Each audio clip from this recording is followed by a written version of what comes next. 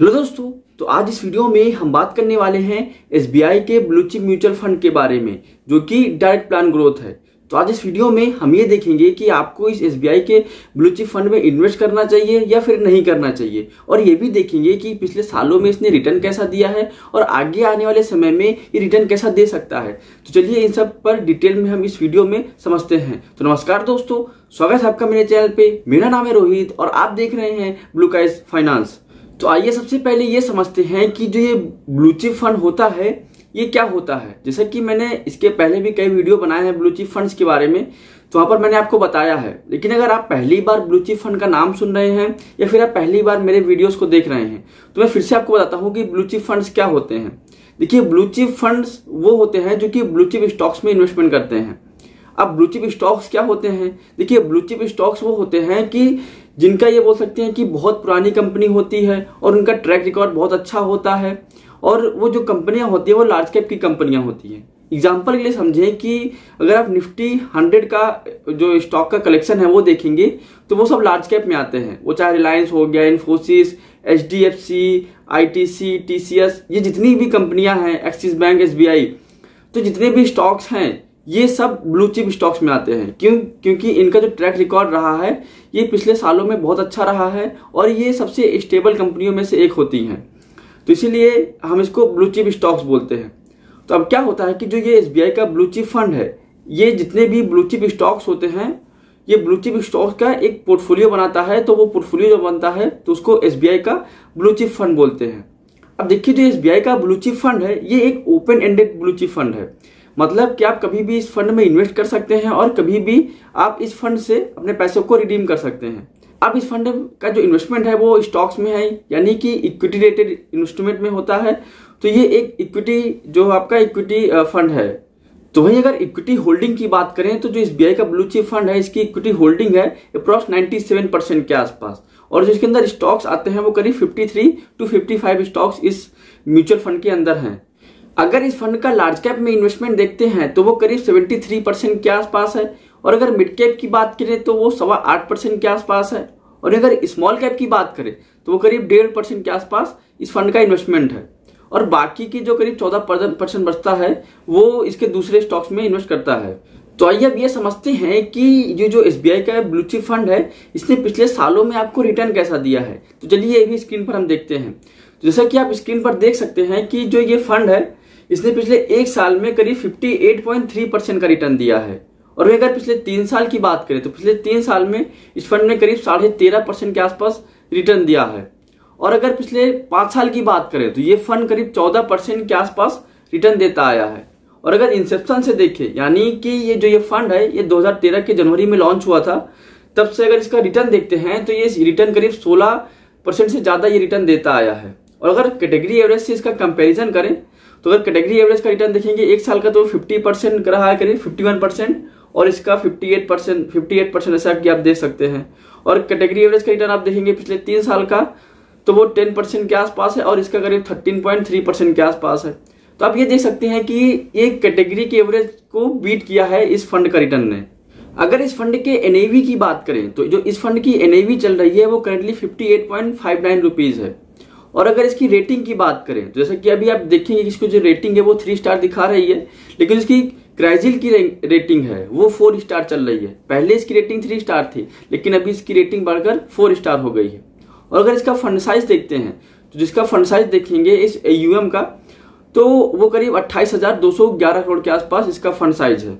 और अगर expense ratio की बात करें तो इस फंड का जो एक्सपेंस रेशियो है वो 0.98% है, और अगर इसकी कैटेगरी एवरेज का एक्सपेंस रेशियो देखेंगे तो वो करीब 1.17% है। और अगर एग्जिट लोड की बात करें तो अगर इसका एग्जिट लोड देखेंगे तो वो 1% है अगर आप 1 साल के पहले अपने फंड को रिडीम करते हैं। मतलब कि अगर मान लीजिए आज आपने इस फंड में इन्वेस्ट किया और आपने 1 साल के पहले अगर इस फंड में से अपने पैसे को रिडीम किया तो वहां पर आपको 1% का एक्स्ट्रा चार्ज देना होगा, जिसको हम एग्जिट लोड बोलते हैं। और अगर आप 1 साल के बाद अपने फंड को रिडीम करेंगे तो वहां पर आपको कोई भी एक्स्ट्रा चार्ज या फिर एग्जिट लोड नहीं देना होगा। और अगर बात करें मिनिमम इन्वेस्टमेंट अमाउंट की, तो अगर आप SIP की बात करें तो आपको मिनिमम मंथली 500 रुपए की SIP स्टार्ट करनी होगी, और अगर आप लमसम की बात करें तो आपको मिनिमम 5,000 का इसमें लमसम में इन्वेस्ट करना होगा। और अगर इस फंड के फंड मैनेजमेंट की बात करें तो वो जो इस फंड को मैनेज कर रही हैं वो है सोहिनी अंदानी। ये 2013 से इस फंड को मैनेज करती आ रही है, जब से ये फंड लॉन्च हुआ है। और इस फंड का जो बेंचमार्क इंडेक्स है वो S&P BSE का 100 TRI है, यानी कि टोटल रिटर्न इंडेक्स है। और अगर इसका रिस्कोमीटर देखेंगे तो वो वेरी हाई ना होके, यानी बहुत ज्यादा रिस्की ना होके मॉडरेटली रिस्क है, यानी कि इस फंड का जो रिस्क होगा वो बहुत ज्यादा रिस्क नहीं है।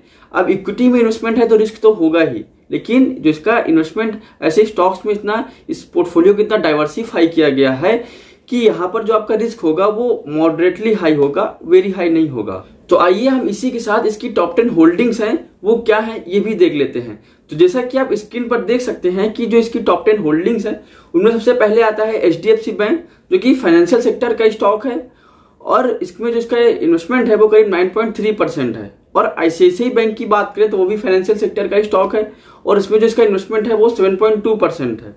इन्फोसिस की बात करें तो वो टेक्नोलॉजी सेक्टर का स्टॉक है और उसका जो इन्वेस्टमेंट है वो 5.1% है। HCL टेक्नोलॉजीज की बात करें तो वो भी टेक्नोलॉजी सेक्टर का स्टॉक है, इसका जो इन्वेस्टमेंट है वो 4.4% है। लार्सन एंड टूब्रो की बात करें जिसको हम L&T बोलते हैं तो ये कंस्ट्रक्शन सेक्टर का स्टॉक है और इसका जो इन्वेस्टमेंट है वो 3.9% है।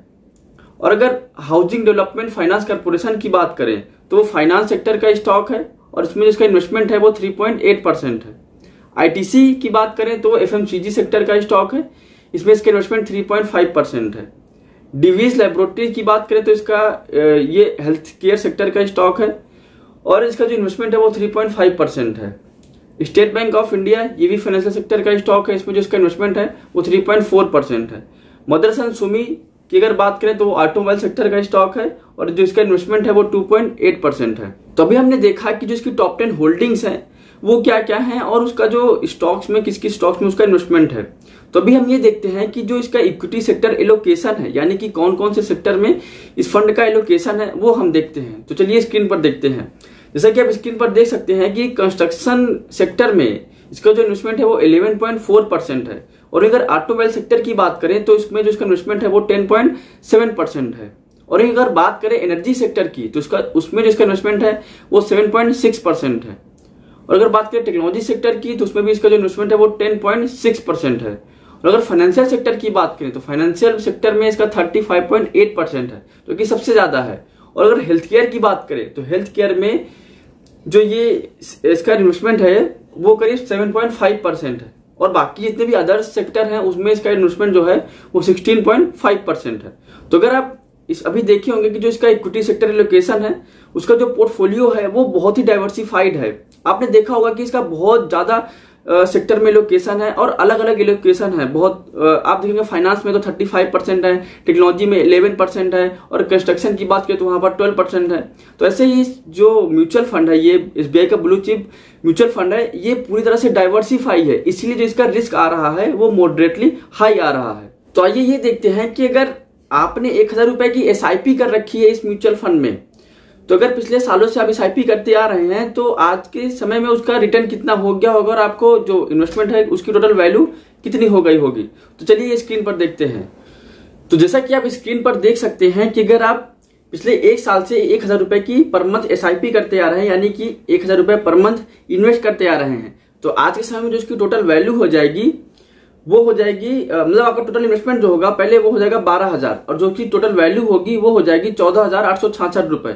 और इसमें जो आपको गेन हो रहा होगा, यानी कि जिसमें आपको प्रॉफिट हो रहा है वो हो रहा है 2,866 रुपए का। और अगर वही बात करें पिछले 3 साल की, यानी 3 साल पहले से आप 1000 रुपए पर मंथ इन्वेस्ट करते आ रहे हैं, तो आज के समय में आपका जो टोटल इन्वेस्टमेंट हो जाएगा वो हो जाएगा 36,000 रुपए और जो आपकी टोटल वैल्यू हो जाएगी आपके इन्वेस्टमेंट की वो हो जाएगी 50,252 रुपए। और इसमें जो आपको गेन हो रहा होगा वो हो जाएगा 14,252 रुपए का। और अगर आप बात करें पिछले 5 साल की, यानी कि अगर 5 साल पहले आप 1000 रुपए पर मंथ इन्वेस्ट करते आ रहे हैं तो 5 सालों में ये आपका इन्वेस्टमेंट जो हो जाएगा वो हो जाएगा 60,000 रुपए। और आज के समय जिसकी टोटल वैल्यू हो जाएगी वो हो जाएगी करीब 89,777, अप्रॉक्स समझ लीजिए 90,000 की। और इसमें अगर आपको प्रॉफिट हो रहा होगा तो वो भी मोटा मोटा करीब 30,000 का इसमें आपको प्रॉफिट हो रहा होगा। तो अभी आपने देखा कि अगर आप 1000 रुपए की पर मंथ SIP करते आ रहे हैं पिछले 1 साल, पिछले 3 साल और पिछले 5 साल से, तो आपका जो टोटल इन्वेस्टमेंट या फिर टोटल वैल्यू हो गई है वो कितनी हो गई है। तो अगर वहीं अभी देखिए कि अगर आप 10,000 रुपए का लमसम इन्वेस्ट किया होगा पिछले 3 साल पहले या फिर 5 साल पहले 10,000 में एक मुश्त आपने इन्वेस्ट किया होगा, तो आज के समय में इसकी टोटल वैल्यू कितनी हो जाएगी। तो चलिए ये भी स्क्रीन पर देखते हैं। जैसा कि आप स्क्रीन पर देख सकते हैं कि 3 साल पहले अगर आपने 10,000 का इसमें टोटल इन्वेस्टमेंट किया होगा, तो आज के समय में उसकी टोटल वैल्यू हो जाएगी, वो हो जाएगी 14,534 रुपए। और अगर आप 5 साल पहले की बात करें, यानी कि 5 साल पहले अगर आपने 10,000 रुपए का इसमें इन्वेस्टमेंट किया होगा लमसम में, तो आज के समय में जो इसकी टोटल वैल्यू हो जाएगी वो हो जाएगी 19,181 रुपए। तो अभी आपने देखा कि अगर आपने 10,000 रुपए का लमसम में इन्वेस्ट किया होगा तो आपका जो टोटल वैल्यू हो जाएगी वो कितनी हो जाएगी। तो चलिए अभी हम थोड़ा कुछ रेशियोज को भी देख लेते हैं कि जो इसके रेशियोज हैं वो क्या इस फंड के बारे में बताते हैं। तो चलिए ये भी स्क्रीन पर देखते हैं। तो जैसा कि आप अगर स्टैंडर्ड डिविएशन देखेंगे तो जिसका स्टैंडर्ड डेविएशन है वो हाई वोलेटाइल शो कर रहा है। अगर इसके कैटेगरी के एवरेज का स्टैंडर्ड डेविएशन देखेंगे तो वो 17.52 है। और अगर वहीं आप इस फंड का स्टैंडर्ड डेविएशन देखेंगे तो वो 21.12 है। यानी कि जो ये म्यूचुअल फंड है इस कैटेगरी में ये बहुत ज्यादा वोलेटाइल रहता है। और अगर बीटा की बात करें तो बीटा का जो भी कैटेगरी एवरेज है वो 0.78 है। और जो इस फंड का बीटा है वो 0.96 है। यानी कि जिसका बीटा है वो बहुत हाई वोलेटाइल है। यानी कि जो ये फंड है ये बहुत ज्यादा वोलेटाइल रहता है। और अगर शार्प रेशियो की बात करें तो शार्प रेशियो अगर आप देखेंगे कैटेगरी एवरेज का तो वो 0.44 है। और अगर इस फंड के शार्प रेशियो देखेंगे तो वो 0.49 है, जो कि इसका मतलब ये है कि जो आपका रिटर्न मिल रहा है वो थोड़ा रिस्क लेने के साथ आपको रिटर्न अच्छा दे रहा है। मैंने इसके ऊपर एक वीडियो बनाया हुआ है कि जो ये रेशियोज हैं वो कैसे काम करते हैं और इस रेशियोज का मतलब क्या होता है। तभी हम सिर्फ शॉर्ट में देख लेते हैं कि जो रेशियोज हैं वो क्या होते हैं। अगर हम ट्रेनर रेशियोज की बात करें तो जिसका ट्रेनर रेशियो है उसका अगर कैटेगरी एवरेज देखेंगे तो वो 0.1 है। और अगर इस फंड का ट्रेनर रेशियो देखेंगे तो 0.11 है। यानी कि अगर ट्रेनर रेशियो देखेंगे तो इस फंड का काफी अच्छा है अगर इसके कैटेगरी एवरेज से कंपेयर करते हैं तो। और अगर इस फंड का जेनसन अल्फा देखेंगे तो अगर जेनसन अल्फा देखेंगे तो ये इसका खराब है। क्यों? क्योंकि इसका जो कैटेगरी एवरेज है जेनसन अल्फा का वो 0.15 है माइनस में। और इस फंड का जो जेनसन अल्फा है वो माइनस में 0.19 है। जो जेनसन अल्फा होता है इसका मतलब ये होता है कि जो आपका बेंचमार्क इंडेक्स है वहां से कितना ज्यादा या फिर कितना कम रिटर्न आपका ये फंड देता है। उसका जो कैटेगरी एवरेज है वो माइनस में 0.15 दे रहा है और जो ये फंड है ये माइनस में 0.19 दे रहा है। तो जेनसन अगर अल्फा की बात करें तो अल्फा के टर्म में ये फंड ने अपनी परफॉर्मेंस अच्छी नहीं दी है। तो आज मैंने इस वीडियो में बात किया कि जो एसबीआई का ब्लू चिप म्यूचुअल फंड है जो कि डायरेक्ट प्लान ग्रोथ है, तो ये म्यूचुअल फंड कैसा है। देखिए ये म्यूचुअल फंड ऐसा है कि अगर आप मान लीजिए अपने पैसे को इन्वेस्ट करना चाहते हैं और आप ज्यादा रिस्क नहीं लेना चाहते अब या फिर बिगिनर हैं और आप चाहते हैं कि जो आपका इन्वेस्टमेंट हो, अब एसबीआई का म्यूचुअल फंड है तो ये एक रिप्यूटेड एएमसी है, तो इसीलिए आप बेफिक्र होकर इस एसबीआई के ब्लू चिप फंड में इन्वेस्ट कर सकते हैं। अब देखिए अगर आप इसमें इन्वेस्ट करने आ रहे हैं तो यहाँ पर आपको मिनिमम 3 साल का तो इन्वेस्टमेंट होना ही चाहिए।